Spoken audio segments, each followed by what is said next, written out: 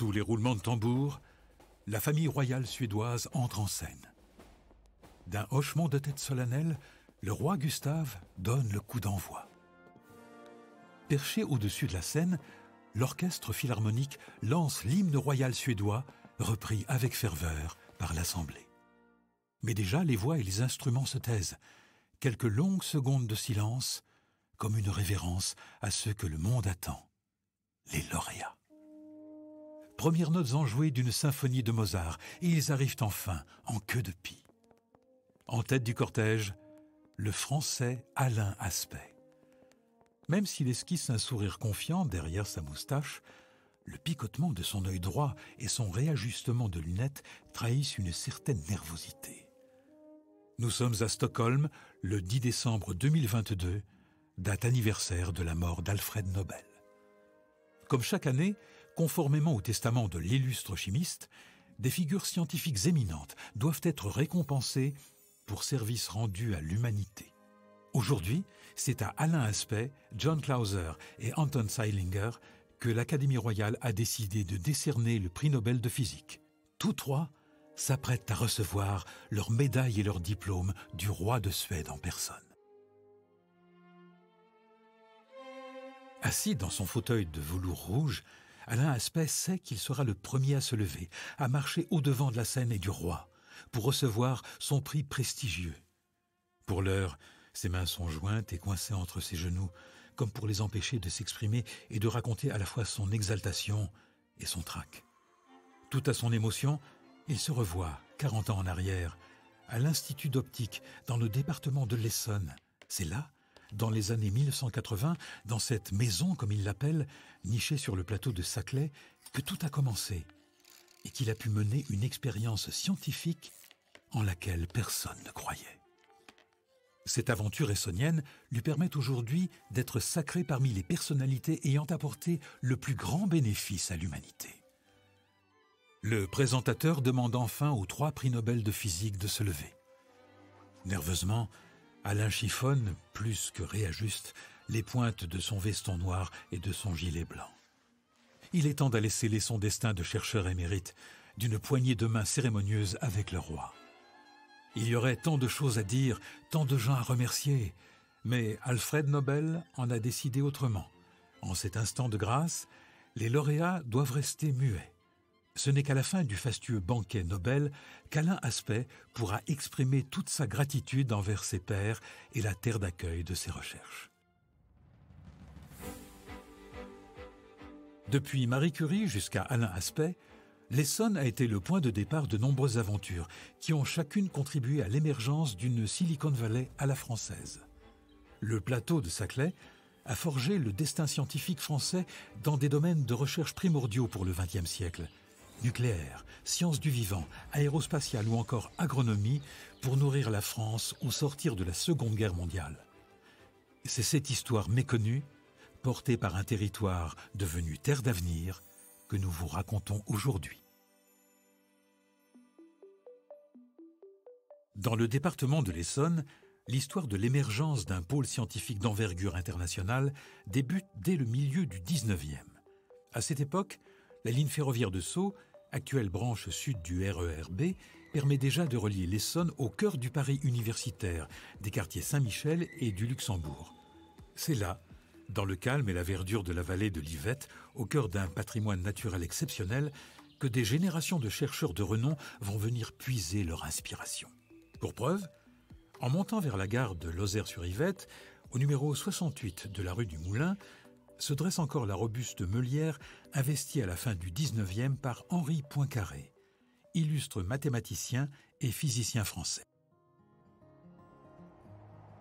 À l'aube du XXe siècle, après la mort de Pierre, son compagnon de vie et de travail, c'est Marie Curie qui fera de l'Essonne et de la commune de Brunoy son havre de paix, loin des journalistes qui traquent la chercheuse aux 2 prix Nobel.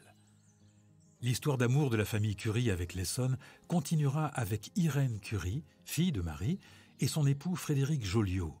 Les Joliot-Curie, conjointement prix Nobel de chimie en 1935, choisiront eux la commune de Soisy-sur-Seine.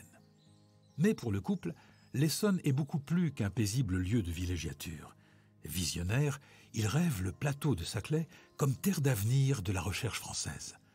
Car la recherche parisienne manque de place. Il est urgent de pousser les murs de la vieille Sorbonne hors de la capitale. Une extension de la faculté des sciences de Paris dans le département de l'Essonne, c'est ce que plaide Irène Curie auprès du recteur de l'Académie dès 1942. En 1945, Irène et Frédéric sont tous deux commissaires du nouveau commissariat à l'énergie atomique. La création d'un grand centre de recherche nucléaire est en marche, et c'est le plateau de Saclay, qui n'est alors qu'une terre à blé ouverte à tous les vents, qui est choisi. Frédéric a encore une dernière carte dans sa manche. Dans l'immédiat après-guerre, il occupe également les fonctions de directeur du CNRS.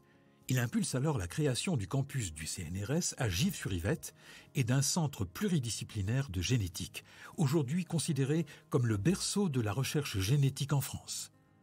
Une opportunité foncière inespérée achèvera de sceller le sort de l'Essonne comme terre d'accueil de la recherche scientifique. À Orsay, lors de la Libération, un immense domaine est confisqué par l'État pour fait de collaboration. L'annexe de la Faculté des sciences de Paris y trouvera donc prochainement ses quartiers. L'aventure peut commencer. Dès les années 50, le trio CNRS, Commissariat à l'énergie atomique et Université des sciences investit le plateau et la vallée de Saclay. Et si jusque dans les années 1960, plus de la moitié des ingénieurs français sont encore issus d'une école parisienne, les années 1970 viennent ébranler ce monopole parisien au profit de Saclay, avec l'émergence de l'immense faculté de Paris-Sud et l'IUT d'Orsay. Les grandes écoles suivront, Polytechnique, HEC, l'ESTA, Supélec.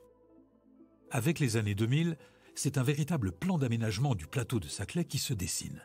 Un plan qui va permettre l'émergence d'une ville-campus opérationnelle, intégrée de façon vertueuse et durable.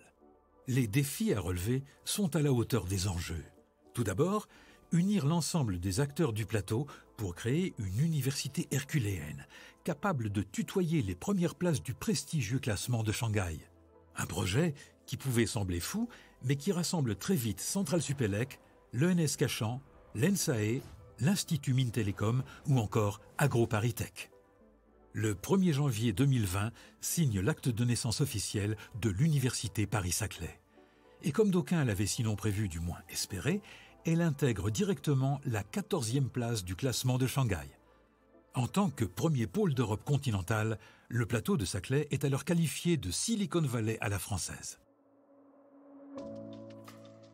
Aujourd'hui, ce sont 19 établissements d'enseignement supérieur qui sont réunis au sein de l'Université Paris-Saclay et de l'Institut Polytechnique de Paris.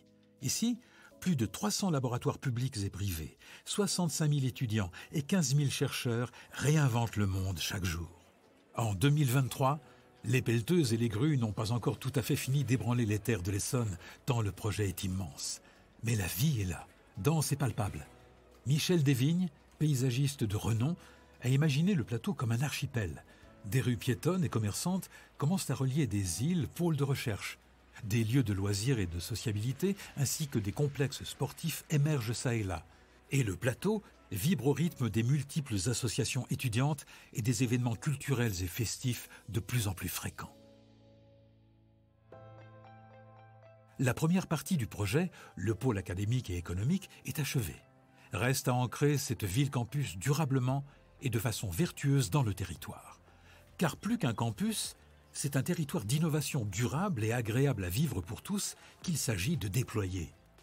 49 communes de l'Essonne et des Yvelines sont ainsi concernées par un ambitieux projet d'aménagement qui décline le territoire en zones de développement, accueillant instituts de recherche, entreprises internationales et PME innovantes. Pour prendre le pouls de ce pôle scientifique et technologique de rang mondial, direction Paris-Saclay Spring. En juin, ce rendez-vous annuel des acteurs de la recherche et de la science nous invite à découvrir un pôle de l'innovation devenu numéro 1 en Europe. Dans le département de l'Essonne, une filière d'excellence se distingue tout particulièrement. Les biotechnologies. Le Génopole, premier bioparc français, est reconnu dans le monde entier, notamment pour ses projets de séquençage du génome humain. Paris-Saclay devient un vaste cadre de vie où l'on réside, travaille ou étudie. Pour animer cet écosystème très dynamique, de nombreuses initiatives émergent.